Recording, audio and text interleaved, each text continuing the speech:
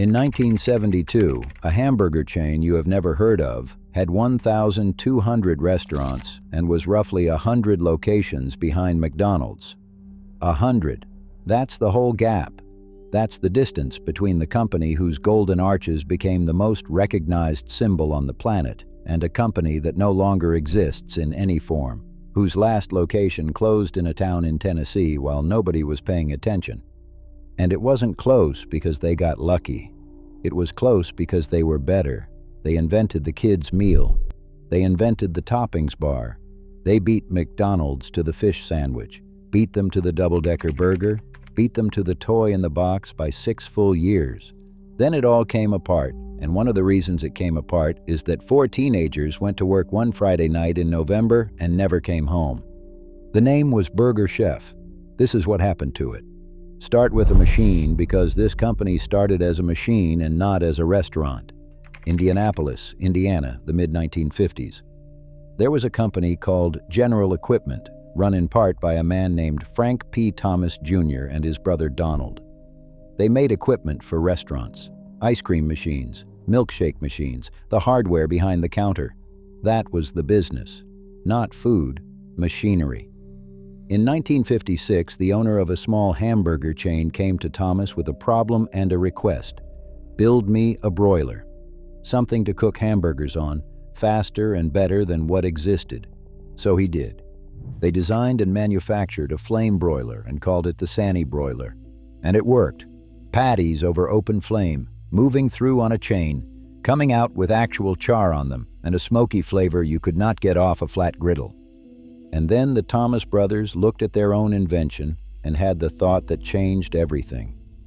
Why are we selling this to other people? The first Burger Chef opened in Indianapolis in 1957. Understand what that means, because it's the opposite of how almost every restaurant company starts. Nobody at Burger Chef had a recipe they loved or a family dish or a dream about feeding people. They had a piece of equipment they were proud of, and the restaurant existed as a showroom for the machine. That sounds cold. It produced something extraordinary anyway, because flame broiling was genuinely, noticeably better. McDonald's cooked on griddles, fast, uniform, efficient, and the burger tasted like a griddle burger. Burger Chef's patty went over open flame and came out tasting like something off a backyard grill in July. That's not marketing. That's a real difference a real person can taste with their eyes closed. And it was fast. That was the other half. The machine let them push burgers out at fast food speed while producing a flavor fast food wasn't producing. 15-cent hamburgers, cooked over fire, out the window in seconds. In Indiana in 1957, that combination was close to unbeatable. It grew like something breaking loose.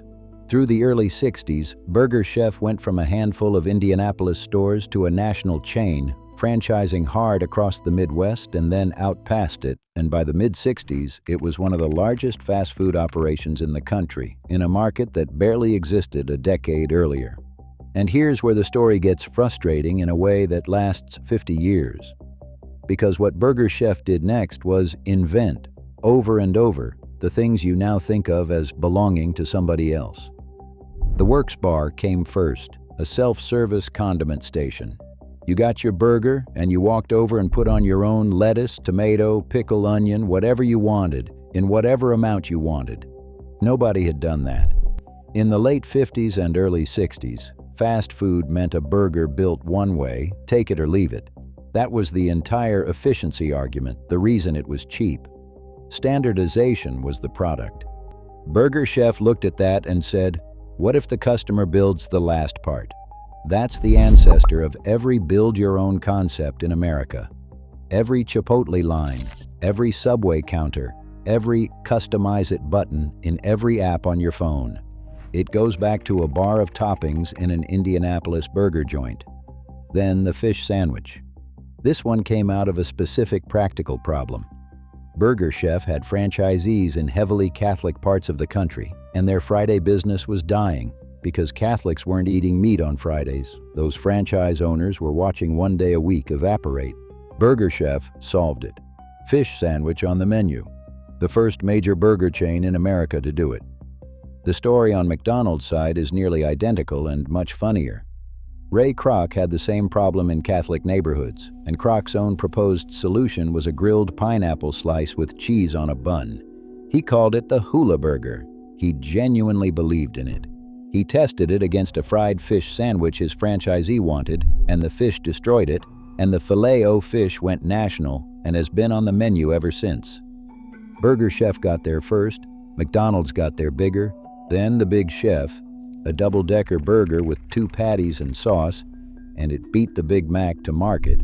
And then, in 1973, the one that should have been theirs forever, the Fun Meal. A box for children with a hamburger in it, plus fries, plus a drink, plus a cookie, plus a small toy. The box itself covered in cartoons, a whole cast of characters they built out, Burger Chef and his sidekick Jeff, a magician called Burgerini, a vampire named Count Fangburger, a talking ape called Burgerilla, a witch called Cackleburger, riddles printed on the panels, puzzles, little serialized stories about the characters' adventures. That is the kids' meal. That is the entire concept, fully formed in 1973. McDonald's introduced the Happy Meal in 1979. 6 years later, Burger Chef sued, and Burger Chef lost. I've thought about that lawsuit a lot because on the merits it looks so obviously correct, and losing it looks so obviously unjust. But I don't think Burger Chef lost because the courts were wrong about who invented the kids' meal. I think they lost because the thing they actually invented, a box with a toy in it, is an idea, and ideas don't belong to anybody. What belongs to you is execution and reach. And by 1979, McDonald's had far more of both. That's the whole story in one lawsuit, honestly. Burger Chef spent 20 years thinking of things first and being unable to hold on to any of them. And the reason they couldn't hold on has a date on it, and the date is 1968. In 1968, the Thomas brothers and their partner Robert Wildman sold Burger Chef to General Foods. General Foods, the packaged goods company. Jell-O, Maxwell House, Post Cereal, an enormous, sophisticated, extremely successful corporation that knew as much about boxes on grocery shelves as anybody alive on Earth, and knew nothing whatsoever about restaurants. On paper, it was a coup. General Foods brought capital, serious capital, the kind that lets you build hundreds of buildings, and Burger Chef used it exactly as intended. The chain expanded ferociously through the late 60s and into the 70s, and by 1971 and 1972, it had crossed 1,200 locations and become the second largest restaurant chain in America, sitting about 100 stores behind McDonald's. That is the peak. That's as close as anyone ever got. And that same expansion is what killed it, which is the part that takes some explaining. Because General Foods thought fast food was a distribution problem. That's the packaged goods mind. You have a product, you have a formula, and your job is to get it into as many outlets as physically possible, as fast as you can, before the competition takes the shelf space. That logic is correct for Jell-O. Jell-O in a warehouse in Nevada is identical to Jell-O in a warehouse in Maine. The product does not vary. A restaurant is not a box of Jell-O. A restaurant is 400 separate small businesses run by 400 separate human beings, each one making 1,000 decisions a day about temperature and timing and cleanliness and whether the guy behind the counter looks up when you walk in. The product varies constantly. The product is nothing but variance. Managing it is the entire job. General Foods pushed the build-out hard and the consistency fell apart underneath it. Store to store, Burger Chef stopped being the same restaurant. The branding drifted. A customer in one town got something different from a customer in the next town over. And that is fatal, specifically and precisely fatal in this business. Fast food's actual promise is not that the food is good. It's that the food is the same. That's the deal. I am 400 miles from home. I am tired. I do not want an adventure. Give me the exact hamburger I had last month. Break that and you have broken the only thing you were selling. Meanwhile, the relationship with the franchisees curdled. These were the people with their own money in the buildings, and increasingly, they were fighting with a corporate parent in a different industry that didn't understand their business and kept telling them how to run it. By 1972, the same year Burger Chef was second biggest in America, the operation reported losses of $39 million. Second largest chain in the country, $39 million in the red, and the market was filling up fast. Burger King was scaling. Wendy's arrived in 1969 and grew quickly with a real point of difference. The land rush was ending. Everybody was reaching saturation, and now competition wasn't about who could build fastest. It was about who ran their stores best, which was the exact contest General Foods was worst equipped to win. This is the part that never sat right with me, and I want to say it plainly. Burger Chef didn't fail because of a bad idea. It had better ideas than the company that beat it, provably repeatedly, on the record. Toppings bar, fish sandwich, double-decker, kids meal. Burger Chef got to every single one first. It failed because ideas are cheap and operations are expensive, and it got sold to a company that was brilliant at the wrong thing. The Thomas brothers built a machine and then built a restaurant to show it off, and it worked because they were engineers who cared about the specific mechanics of how a hamburger gets made. General Foods bought a brand. What they got was 10,000 people cooking, and they never really understood that's what they'd purchased. By the late 70s, Burger Chef was shrinking, locations closing, others being sold off, and the chain that had been 100 stores behind McDonald's was falling away from it at increasing speed. And then came November 17, 1978. And I need to slow down here, because this stopped being a business story that night. Speedway, Indiana, a town of fewer than 13,000 people, known nationally for one thing only, the Indianapolis Motor Speedway, the racetrack. Otherwise a quiet place where not much happened. The Burger Chef at 5725 Crawfordsville Road closed at 11 at night. 4 employees were working the close. Jane Freet, 20 years old, the assistant manager, born in Terre Haute. People who worked with her remembered a woman who joked constantly, who came down the hall grinning even on a bad day. Ruth Ellen Shelton, 17.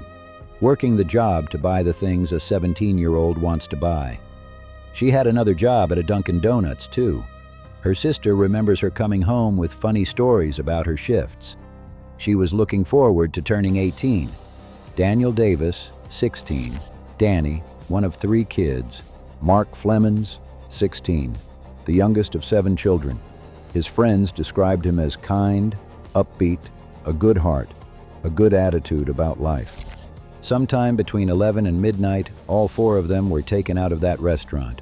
An off-duty co-worker stopped by around midnight to see them. He found the place empty.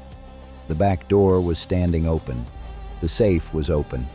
$581 was gone, and so were the 4 people who worked there. What happened next is the part that has haunted Indiana for almost 50 years.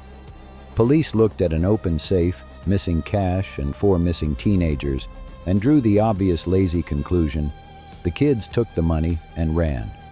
Irresponsible kids, one investigator later recalled the thinking. They'd show up in a few hours, hungover, in trouble. They missed what was in front of them. 2 of the young women's coats were still in the building. Their purses were still there. Nobody who has decided to rob their employer and flee into a November night in Indiana leaves their coat behind. Because they treated it as petty theft, nothing was preserved. No photographs of the scene. Nothing secured. The restaurant was cleaned that night and reopened for business the next morning. A possible crime scene wiped down and put back into service in a matter of hours. 2 days later, on Sunday the 19th, a man walking his dog in a wooded area of Johnson County, roughly 20 miles south, found 2 bodies lying side by side in a field. Ruth Ellen Shelton and Danny Davis, each shot multiple times with a .38. About 75 yards away, they found Jane Freet. She'd been stabbed. The blade was still in her chest, the handle snapped off. About 150 feet from that, Mark Flemons was lying on his back near a tree. He had been beaten savagely, and he had asphyxiated on his own blood. And then multiple agencies, in their rush to get to the scene, drove vehicles across the site. Whatever the field might have held was destroyed the same way the restaurant had been destroyed. The case has never been solved. Not in 1978, not in 1988, not now. Investigators over the decades have believed they knew who was responsible. One lead detective held the case for 20 years, from 1998 until he retired in 2018, longer than anyone before or since, and he has said openly that he thinks about it, dreams about it, that it's the kind of case he'll take to his grave. But belief isn't evidence, and the evidence was mopped off a floor on the night of November 17, 1978. 47 years, 4 families, no answer.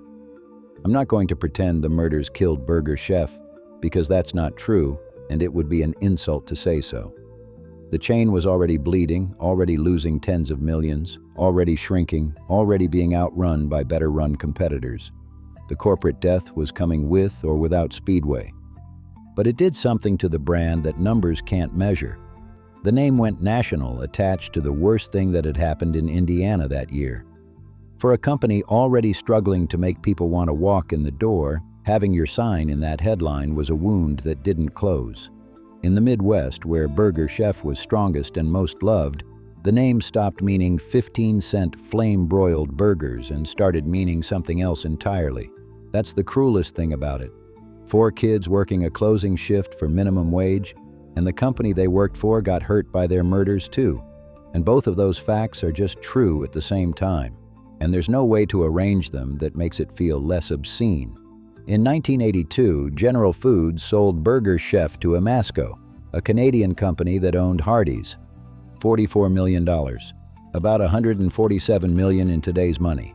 That's the price of what had been, 10 years earlier, the second largest restaurant chain in the United States. 679 locations went with the sale. 420 of them were franchises, meaning independent operators, people with their own money in the ground, sold along with the furniture, and Hardee's did what an acquirer does. They converted. Burger Chef locations became Hardee's one after another across the Midwest. The sign coming down, a new sign going up, the same building, the same parking lot, often the same staff. The Works Bar came out. The Big Chef came off the menu. Burger Chef and Jeff and Count Fangburger and Burgerini went into a box somewhere. Some locations just closed instead. The independents held on longest. There was a Burger Chef in Danville, Illinois, run by a family called Schroeder. And when their franchise agreement finally ran out in 1992, they simply changed the name over the door and renamed all the trademarked menu items and kept cooking exactly the same food for exactly the same people. Schroeder's. It ran for decades after Burger Chef Corporate was a memory until an ownership change and a fast decline closed it in 2015. There was a former Burger Chef in West Virginia operating as Susie's. Same building, same recipes, different name on the sign for years and years. The last actual, officially licensed Burger Chef was in Cookeville, Tennessee. It closed in 1996 when the franchise agreement expired. 39 years from the first store in Indianapolis to the last one in Tennessee, and when it ended, it made no news at all. There was no announcement, no final day crowd, no reporter. A franchise contract reached its expiration date and a sign came down in a town in Tennessee, and America's second biggest burger chain was over. Here's the strange afterlife. In 2014, the television show Mad Men built a whole storyline around Burger Chef, Peggy pitching a campaign for it, an entire arc of the final season resting on this chain, and a large chunk of the audience assumed it was invented for the show. A made-up brand. Nice period detail. 1,500 restaurants. Second in the country. And 40 years later, people thought it was fiction. Hardee's has brought the Big Chef back a few times as a limited-time offer in Midwest locations. 2001, 2007, 2014. And each time, people who were children in 1972 line up for it. Not because a double-decker burger is hard to find in America, because that one tastes like being 9. And that Speedway building at 5725 Crawfordsville Road stood for 45 years after the murders. It stopped being a burger chef a long time ago and became other businesses, but people in that town always knew what it was. In late 2023, the property sold for $350,000 to a pair of dental partners who planned to put an office there, and in 2024, they knocked it down. Ruth Shelton's sister was asked how she felt about the demolition, and her answer was more generous than anyone would have required of her. She said she never believed the building itself was evil. It was just a place of business, and that's where they were taken from. So there's nothing left standing now. Not the company, not the buildings, not the sign, not even the room. What's left is the toppings bar at every fast casual place you've ever eaten in, the fish sandwich on the menu at a chain that isn't theirs, the double-decker burger with a special sauce, and a cardboard box with a toy in it handed through a window to a kid who will never once wonder where the idea came from. They thought of all of it first. They just didn't get to keep any of it.